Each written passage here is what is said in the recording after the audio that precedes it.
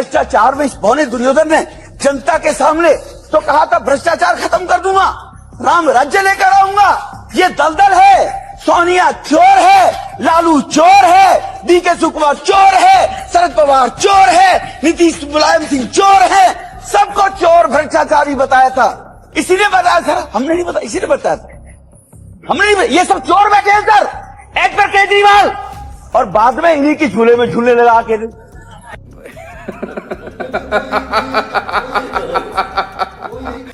Hello friend, नमस्कार। आप सभी का स्वागत है आपके अपने YouTube चैनल बकलोल डॉग्स में।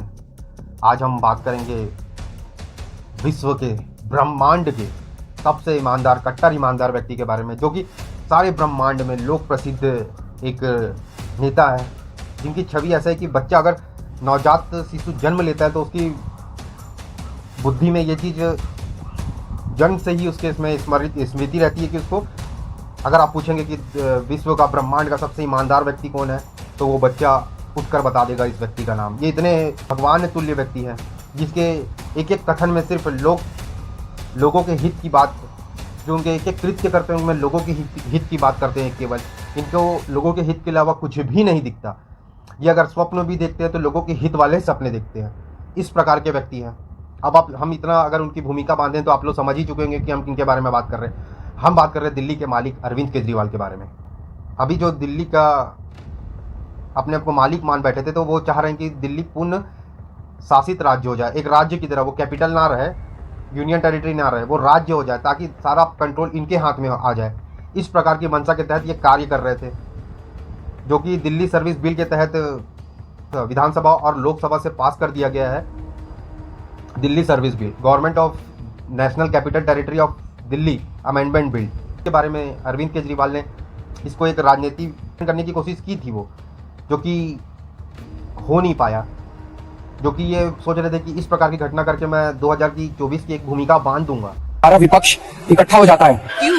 क्या हुई? नॉन बीजेपी सारी पार्टियां इकट्ठी हो जाती हैं, तो एक तरह से राज्यसभा के अंदर अगर ये इसको बिल के रूप में लेके आते हैं तो इसको बिल के रूप में हराया जा सकता है राज्यसभा के अंदर। अगर राज्यसभा के अंदर ये बिल हार गया तो ये एक तरह से 2024 का सेमीफाइनल होगा। ये अध्यादेश गिर गया तो आप ये मान के चलिए कि 2024 का सेमीफाइनल हो जाएगा।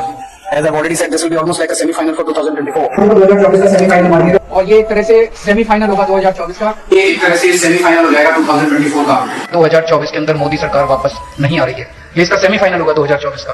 तो अगर सारी नॉन बीजेपी पार्टीज एक साथ आ जाएं, तो इस अध्यादेश को गिराया जा सकता है।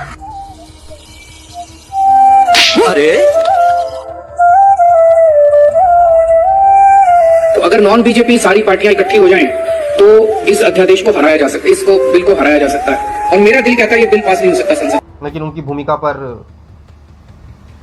वैसे ही पानी फेर दिया, जो कि टेररिस्टों की भूमिका पर हमारे देश की सेना फेर देती है पानी। तो उसी प्रकार के कार्य किया गया हमारे गृह मंत्री के द्वारा, जो कि अरविंद केजरीवाल के पूरे इस जो पावर की चाहत थी उसको पूरी तरह से तोड़ दिया है।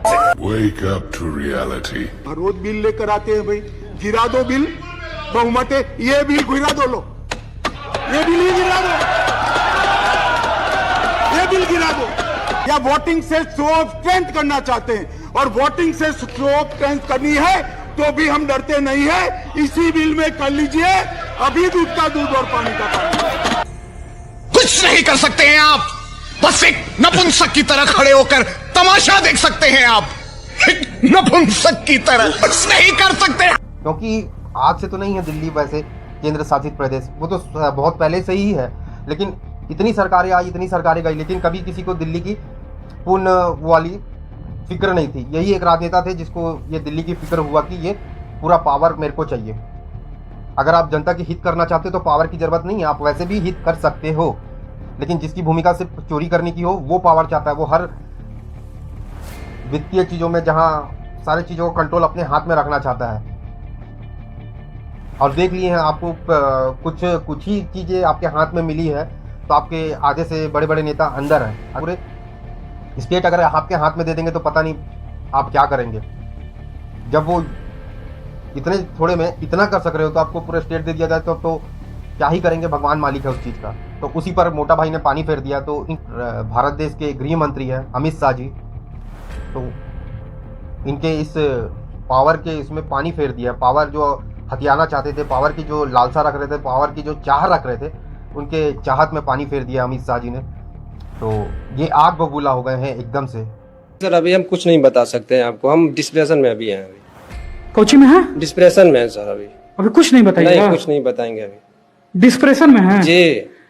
ये अभी कह रहे हैं कि अभी कुछ सवालों का जवाब नहीं दे सकते क्योंकि डिस्प्रेशन यानी कि डिप्रेशन में है। मैं सुन रहा था अमित शाह जी को, वहां पे संसद में भाषण दे रहे थे, कहते हैं झगड़ते बहुत हैं ये लोग, झगड़ते बहुत हैं ये लोग। मैं स्कूल बनाता हूं, ये मेरे को स्कूल नहीं बना देते। फिर मैं जब इनसे कहता हूं मेरे को स्कूल बना देने दो तो कहते हैं झगड़ता बहुत है केजरीवाल। मैं मोहल्ला क्लिनिक बनाता हूं, मेरे मोहल्ला क्लिनिक तोड़वा दिए इन लोगों ने। फिर कहते हैं केजरीवाल झगड़ता बहुत है, मैं इनको कहता हूं मेरे को मोहल्ला क्लिनिक बनाने दो। मैं अस्पताल में दवाइयां फ्री करता हूं, कहते हैं दवाइयां फ्री क्यों करता है। मैं बिजली फ्री करता हूं, कहते हैं केजरीवाल फ्री भी दे रहा है, फ्री की रेवड़ियां दे रहा है, कहते हैं झगड़ते बहुत हैं। मैं जो भी करता हूं, चाहे झगड़ता हूं चाहे जो भी करता हूं, दिल्ली के लोगों को पसंद हूं। इसीलिए 3 बार 4 बार दिल्ली के लोगों ने मेरे को, जो भी कर रहा हूं ठीक ही कर रहा हूं, तभी 4 बार लोगों ने हमें वोट दिया। और होम मिनिस्टर अमित शाह जी क्या कहते हैं, मैंने सुना उनको संसद में, हमारे पास पावर है, संविधान ने हमें पावर दिया कानून पास करने की, हमारे पास पावर है, हमें सुप्रीम कोर्ट ने पावर दिया ये कानून पास करने की। अरे आपको पावर दी है जनता की सेवा करने की, जनता के ऊपर अत्याचार करने के लिए पावर नहीं दी आपको। इतना घमंड मत कीजिए अमित शाह जी। आपको पावर दी गई है ताकि आप विकास करें देश का, आपको पावर दी गई है ताकि आप देश के लोगों को शक्तिशाली बनाएं। आपको पावर इसलिए नहीं दी गई है कि आप देश के लोगों को लाचार बना दें और उनके वोट का अधिकार छीन लें। ये जो आप पावर पावर पावर पावर कर रहे हो, ये पावर आपको जनता की सेवा करने के लिए दी गई है। मैंने देखा है अमित शाह जी पिछले चुनाव में आप घर घर जाके दिल्ली के अंदर पर्चे बांट रहे थे, एक घर में जाके आप पर्चे बांट रहे थे। क्या बोला तूने? नहीं, पहले क्या बोला? चल चलो जाके इलाज कराओ। दिल्ली के लोगों ने आपको नकार दिया, अब आप दिल्ली के लोगों को तमाचा मारने आ गए। केजरीवाल से नफरत करते करते इस नफरत में इतने अंधे हो गए कि आपने दिल्ली के लोगों के ऊपर अत्याचार करना चालू कर दिया।